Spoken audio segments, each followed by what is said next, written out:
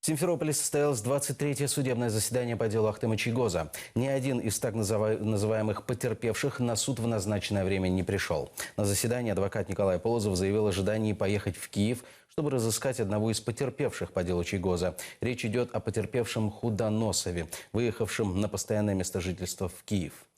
Заместителя председателя Меджлиса обвиняют в организации массовых беспорядков во время митинга 26 февраля 2014 в Симферополе.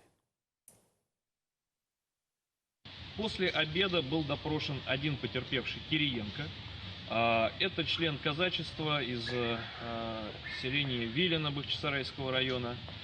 Он вместе со своими друзьями Дорофеевым и Греком, также членами казачества, приехал 26 числа, узнал о митинге из некого объявления.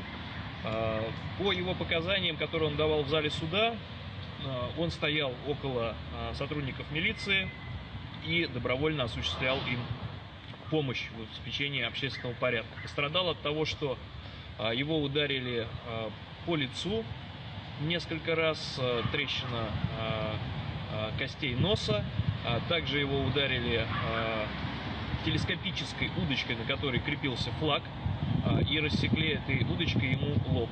В этих показаниях, которые все-таки были, несмотря на протесты защиты, оглашены, указывалось, что митингующих было две группы: одна крымские татары, второе русскоязычное население. Якобы крымские татары кричали резать русских свиней. Потерпевший настаивал на этих показаниях.